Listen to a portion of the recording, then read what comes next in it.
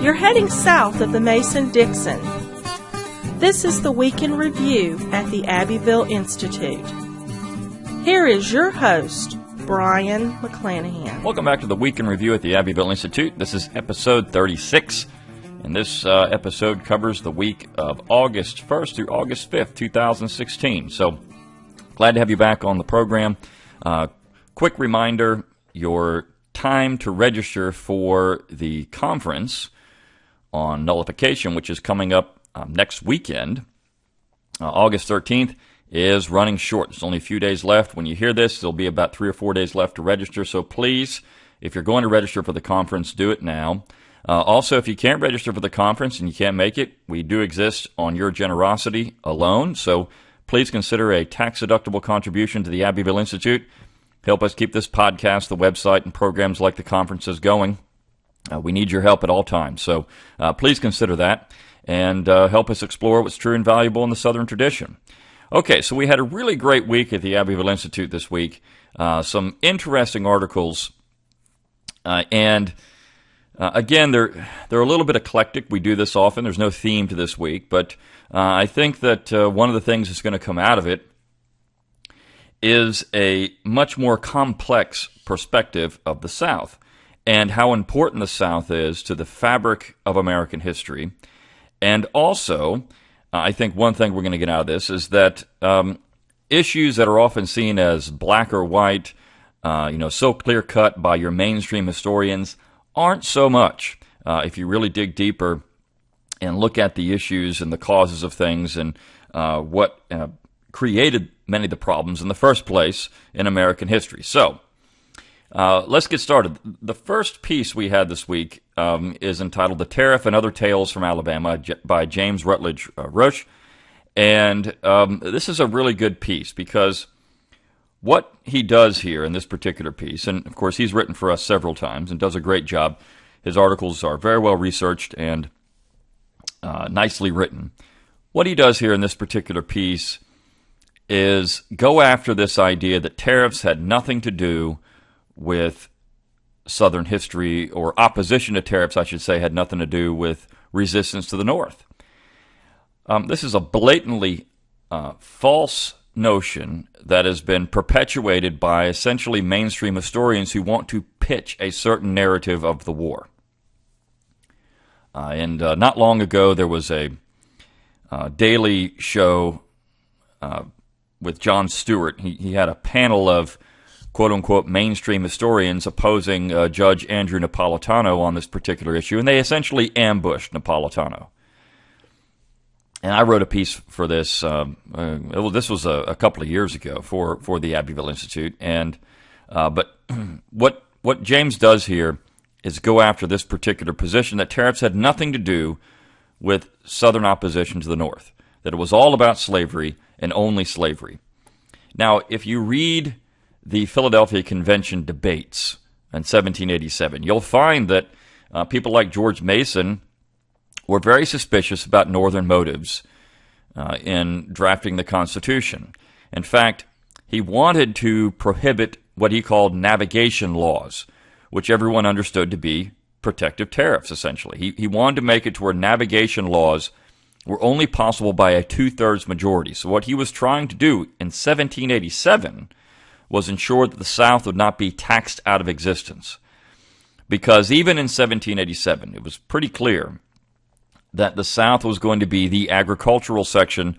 The North was moving in a slightly different direction. Now, in 1787, there weren't large manufacturing centers in the North yet. They did exist primarily on commerce, trade, shipping. But they were lagging behind the South in cash crops. And so the South was making money on tobacco and indigo and rice and eventually cotton. And so these cash crops, in taxing, having protective tariffs, which the South did not benefit from, were going to be a great boon to the North. And that's how it developed over time. Now, by the time you get to the 19th century, essentially 1816, you have your first protective tariff in American history. You start seeing tariff legislation become a much more contentious issue in the United States, and the South begins to oppose it. Now, in 1816, John C. Calhoun for example, was in favor of the tariff because he thought it was a concession to the North. He thought that the North, which had suffered during the War of 1812, deserved something back. And even that particular tariff was not as high as what you would have, say, in 1824 or 1828 or 1832. So what this did essentially is start a cascading process by which the tariff is going to be made a much more contentious issue, and it's going to get higher and higher as we move along. So what James does here in this particular piece is examine the speeches from two Alabama congressmen, and this has to do with the moral tariff.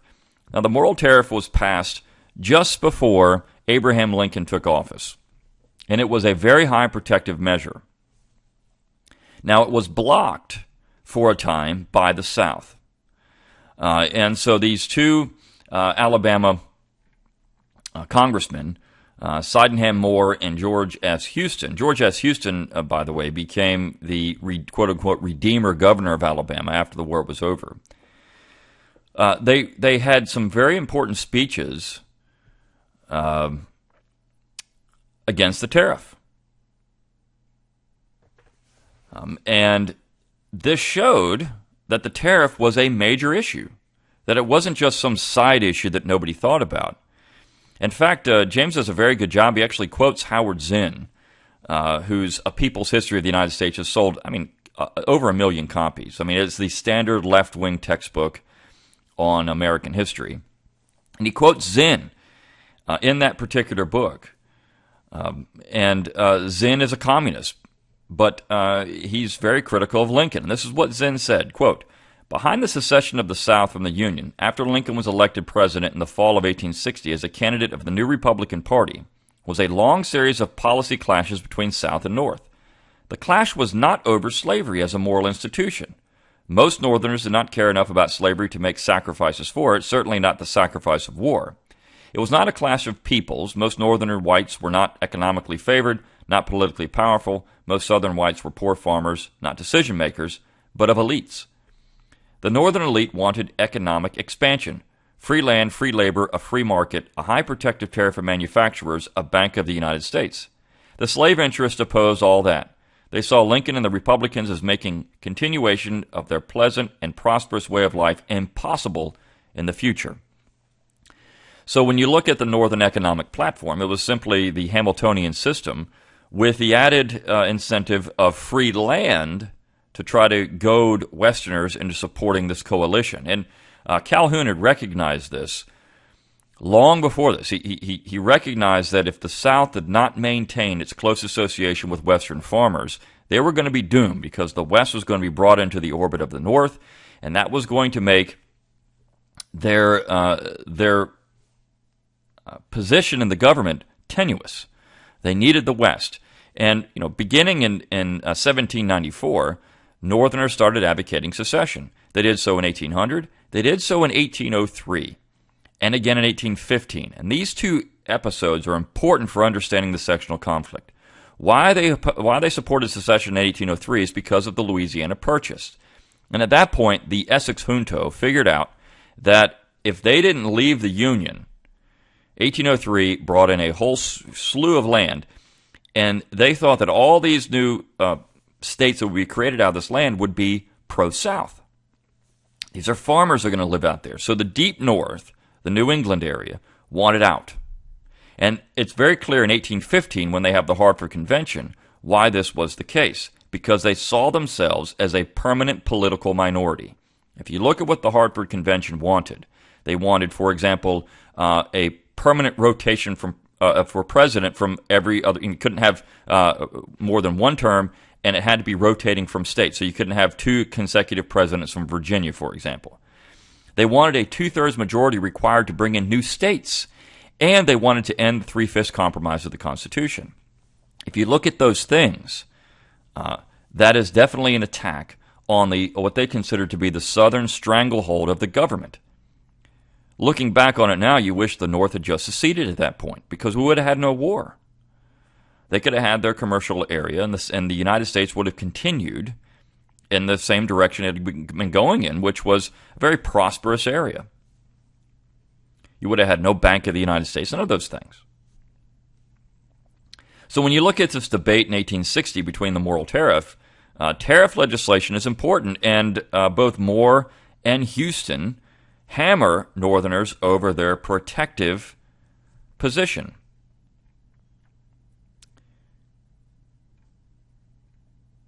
So, in one particular case, James goes on to say, Houston defended the classical liberal theory of free trade, which had taken deep root in the South due to a trade-based economy. And this is a quote from Houston. The true policy of the United States is to have its commerce as free as possible and unshackled as may be consistent with a proper revenue tariff. The trade of nations consists in their interchange of products, and such trade should be encouraged instead of restrained by an unnecessary duty.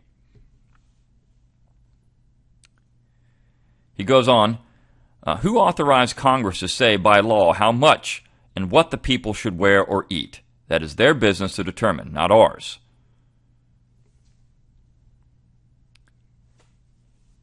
So here we have Houston promoting what the United States was intended to be, which was a free trade zone. I mean, again, if you look at this idea of regulating commerce, Roger Sherman of Connecticut said it best.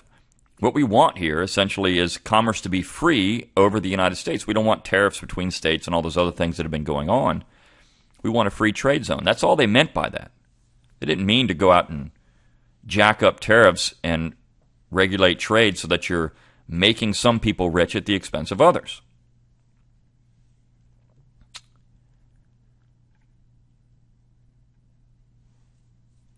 So, after the South starts to leave the Union, the Morrill Tariff is passed.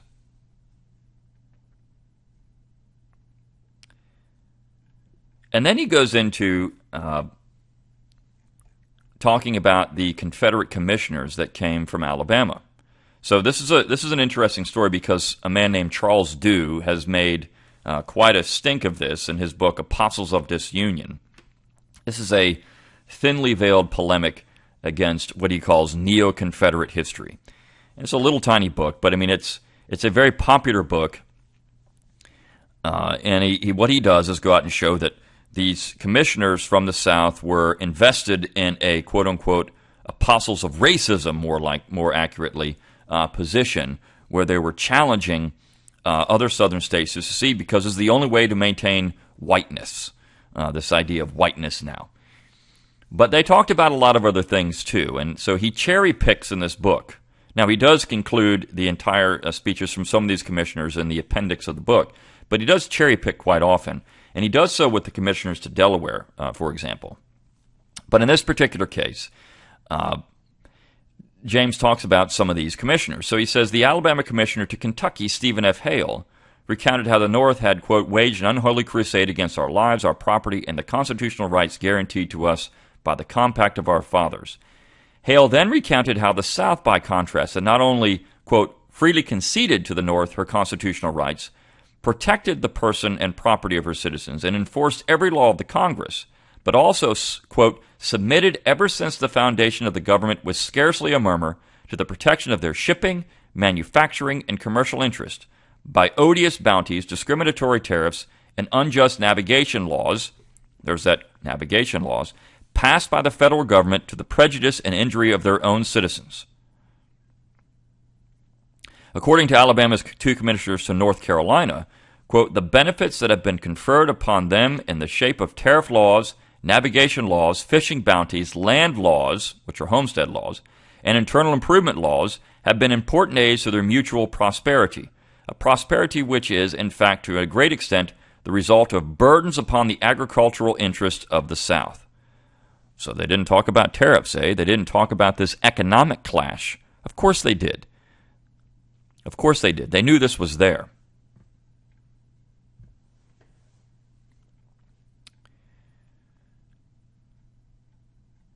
So this was an important idea.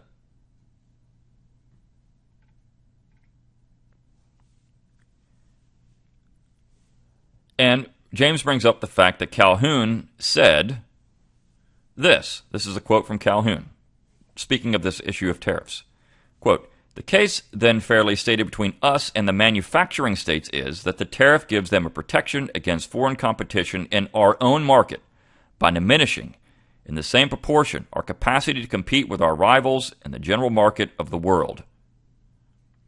We are told by those who pretend to understand our interests better than we do that the excess of production and not the tariff is the evil which afflicts us. We would feel more disposed to respect the spirit in which the advice is offered if those from whom it comes accompanied it with the weight of their example.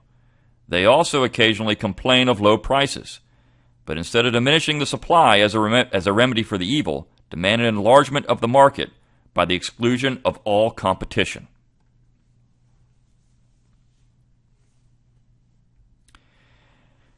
And James concludes with this: "The crisis of slavery was certainly the main, yet oversimplified and presentized cause of secession. Secession was not an act of war, however, and thus the cause of Southern secession was not necessarily the cause of the war. In other words, why the South seceded was not the same as why the North invaded. While the South seceded to protect her way of life, of which slavery was the cornerstone, the North invaded not to abolish slavery, but to impose her agenda, of which tariffs were the cornerstone. Acknowledging the role of tariffs in Southern secession and Northern invasion does not require denying the role of slavery, just some historical context and intellectual honesty." So this was a very even-handed piece, and I think important for discussing this issue of tariffs. He's right. The war, what caused the war, is different than what caused secession. And secession had been openly discussed, North and South, for the entire 80 years of American history to that point, under the Constitution. It was even discussed before the Constitution was written and ratified. People were talking about leaving the Union then. The Union wasn't working. So it's just amazing, and this is getting into this idea of a nationalist myth, which I'll talk about in a couple of pieces. It's amazing how that narrative of slavery only, and that nationalism was the dominant and most enduring and idea of the antebellum South, that everyone was really a nationalist, and that states' rights was kind of this fringe idea. It was the central idea. States' rights, or the compact fact of the Constitution, was the central idea of American history. All right, on Tuesday we published a little piece entitled "The Unionist Davis versus the Radical Lincoln." And this is by Bernard Thursam, and it comes off his website circa 1865. He points out quite clearly that Jefferson Davis was a conservative, and that he was trying to save the Union. Davis was part of the Committee of 13, as was George S. Houston, by the way. And the Committee of 13 was determined to try to come up with a compromise proposal to save the Union. It's just that every Republican on the committee rejected it, and Davis wisely said, look, if we can't get any Republican support for any of these compromise measures, we're not going to let them go through. So the Crittenden Compromise, which would have passed probably 8-5, Davis and Toombs switched their vote and made it defeated it 7-6 because the Republicans wouldn't support it. And of course, Abraham Lincoln was telling his Republicans, don't support any compromise proposals.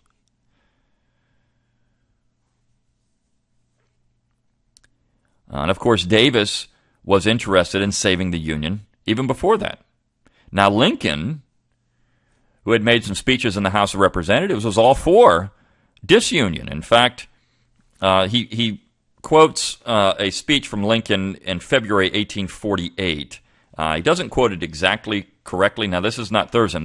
This piece actually came from the Southern Historical Papers. Lincoln had said something like this, quote, "Every people who have the will and power for it possess also the right to rise, shake off their government, and establish a new one which suits them better. This is an invaluable, sacred right which will at some time free the world."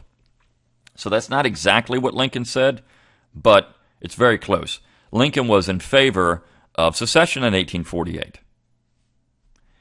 but he wasn't in favor of it in 1860. And so this piece from the Southern Historical Papers goes on. "And who was this man who in a certain manner pressed into the hands of the Southern states the right of throwing off a hated government? It was Abraham Lincoln. The one who praised and invoked the concord of union was, by his contemporaries, stigmatized as a traitor. The other, speaking about Davis, is esteemed and venerated today by many as a defender. He's talking about Davis before then. The one who praised and invoked the concord of the Union was, by his contemporaries, stigmatized as a traitor. Says Davis, he supported the Union. The other is esteemed and venerated today by many as the defender and preserver of the Union. But Lincoln was for secession. And this piece also points out that for a long time the southern states, quote, had a greater aversion to slavery than the northern states. It was the South also which at first prohibited the slave trade, and Virginia at the head. When Jefferson Davis was born, the slave trade was in the hands of only northern merchants who had made terms with the slave planters of South Carolina.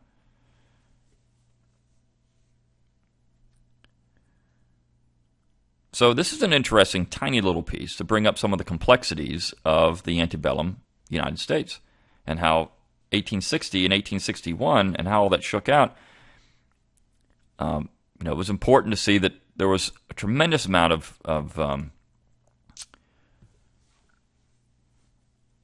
as I said, complexity here that most people don't often discuss.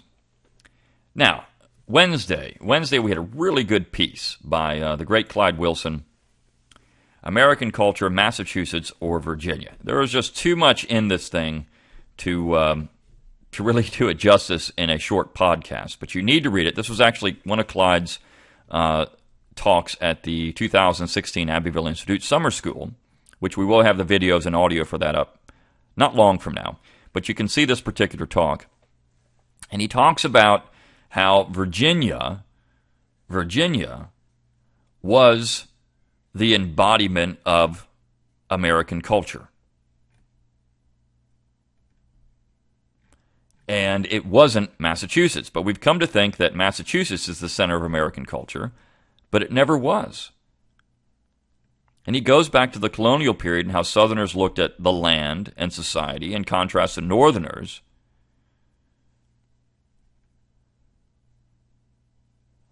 In fact, Northerners looked at the land with foreboding. We've talked about this on the podcast before. It was this dark, scary place. Southerners looked at it as a warm, inviting utopia, a place to have a good life.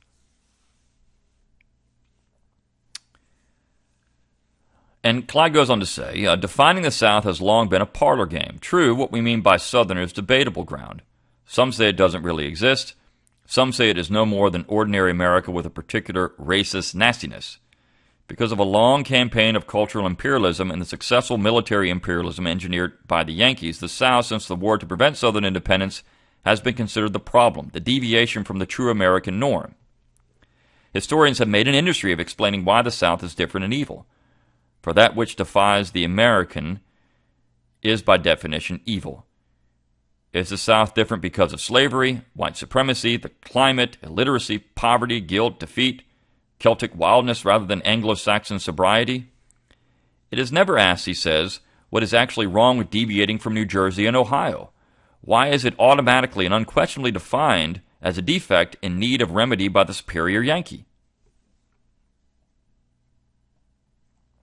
He says, 35 years ago, with youthful presumptuousness, I ventured a definition of the South. Forgive me. I quote myself from 1981. I wrote, quote, the South is all around us.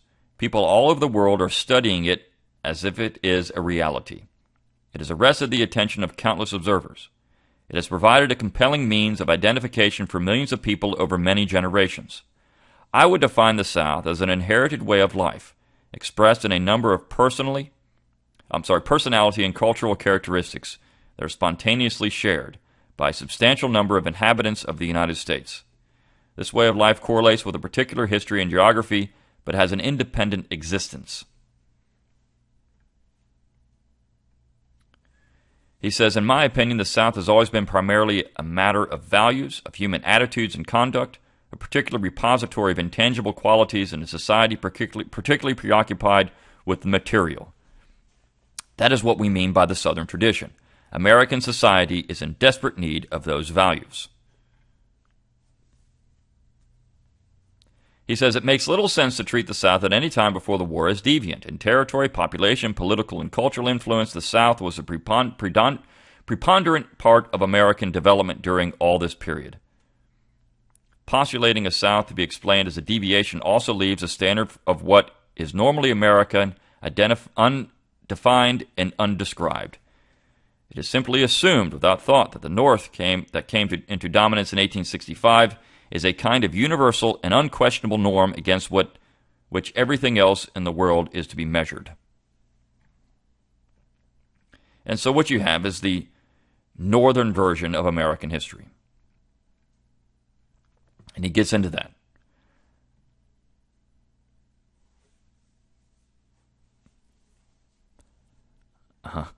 He says, I saw a program about Washington's crossing of the Delaware in which George Washington speaks and acts like he was from Ohio and the heroes are troops from Massachusetts, which is a very incomplete story.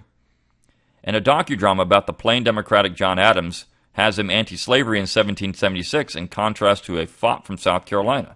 The real John Adams wrote that Southern slaves were as well off as the lowest class of Northern workers, that the argument over slavery was about words rather than realities, and he told Jefferson late in life, at the time of the Missouri controversy, that he was willing to leave the issue of slavery entirely to Southern men whose concern it was. And in the noisy TV series The Sons of Liberty, I do not think we will ever see Sam Adams as a slave owner who brought his people with him when he came to Philadelphia to sign the Declaration of Independence.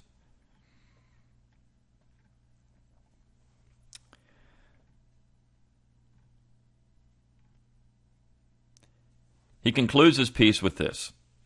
The northern elite who dominate American society have no roots, which is why they can blithely ship American jobs and capital abroad for a marginally increased profit.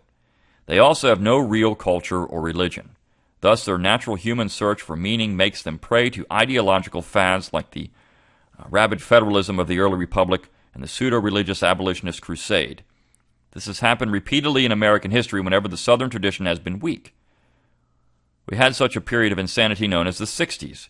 We are suffering through another regime of crazed abstractions right now, when our rulers live under the delusion that they can manage the earth and the fundamentals of nature such as male and female can be abolished at will. Until recent times, Southern Democrats filled the role of conservatism in the national agenda. Now there are no Southerners in Congress, only Democrats and Republicans. The South has become merely a rotten borough of both national political parties, and there is no preservative force left. But only the Southern tradition can provide the base to restrain these empowered destroyers of society. It is past time for the Southern tradition, the last best hope of America, to rise again. And that's what we're doing here at the Abbeville Institute, and why pieces like this are so important. And why going to our summer school is so important, and coming to our conferences is so important. This is the message you get. And the internet allows us to level the playing field, so to speak. So this is just a wonderful piece. Highly worth your time to go out there and read it. We've talked about this difference between Southerners and Northerners quite a lot on this podcast, and what the Southern tradition means and how important it is to the fabric of America, to our understanding of what America is and what America was, not what it could be, because it's not a utopian fallacy. It's based on concrete reality. The idea of progressives, and of course Northerners, is to make an America which exists only in their head and which they will never achieve. That's the difference. Southerners looked at things in concrete terms. They loved what they had, not what they could be. Now, they did view this land around them as a bounty to be used to improve their lives.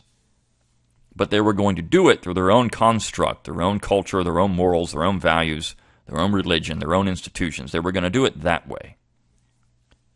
And they didn't tell Northerners how to live. They just lived how they wanted to live. And I think that's the thing that people miss in American history. These abstract notions of what America could be or what it should be is utopianism in its worst form. Because no one looks at what they have and say, this is good. This is good. I'm content. And I think one of the things that comes out of this, of course, as you move further and further to the left, and as you lose religion, then you have to move towards something like communism, because you can't accept hardships and sorrow as a grand divine plan. Things happen. Bad things happen. There are bad people. There's evil in the world that has to be combated, yes, but not in a crusade fashion. and you accept your plot and your plight because it's a grand plan, a divine grand plan.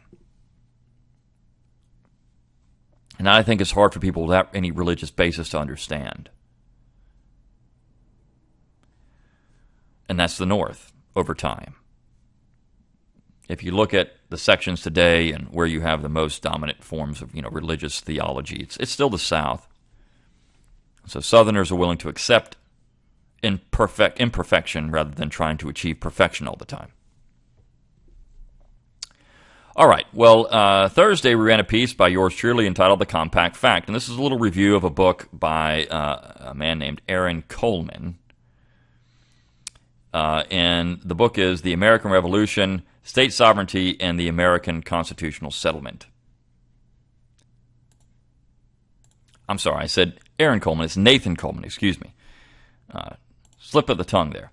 Nathan Coleman, whose book, The American Revolution, State Sovereignty, and the American Constitutional Settlement, is excellent. This is an academic book, and it's not a light read where you pick it up and finish it in a day, but it's an important addition to our understanding of American government. And I begin the piece by saying, we have slogans, we have fads that our educated elites say are American history, and this is distorted American history. But every now and then, even in the academy, someone is allowed to run free, and that's what Coleman has done here. He begins talking about how the states were the central part of American government, even when they were colonies, beginning with the Stamp Act crisis in 1765, and how you have this provincialism that Benjamin Franklin talked about in 1754. The colonies were mutually jealous of each other. They had individual cultures, and they weren't willing to give that up to a national, quote-unquote, perspective. New England even had differences in itself. Rhode Island hated Massachusetts for good reason. Everyone hated Massachusetts.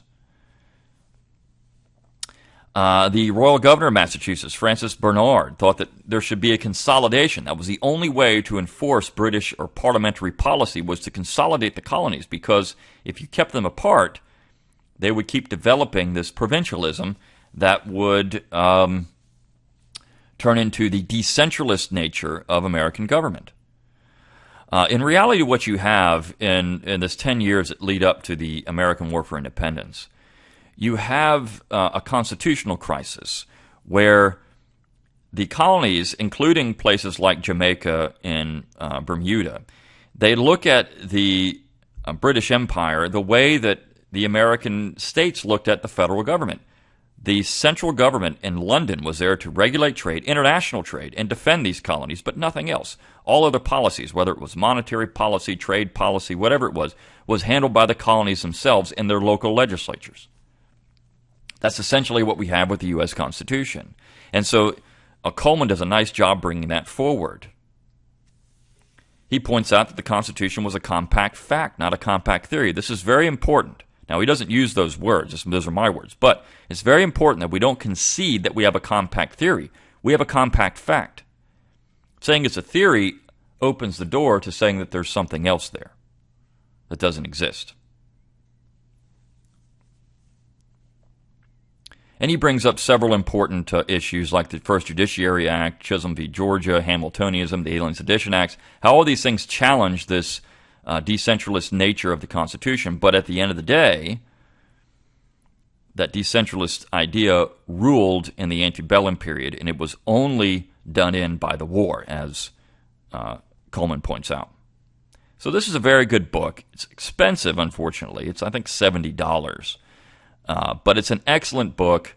If you have the time, pick it up. But if you don't want to buy it, I'm sure get it at your academic library and read it, because it'll give you tremendous ammunition in talking about this compact fact of the Constitution. Finally, on Friday, we did a little interview that Alan Mendenhall published a couple of years ago at his Southern Literary Review, which is a very good website. It's a review of a book, or an interview about a book entitled The Inside War. It's a novel by Robert Ernst.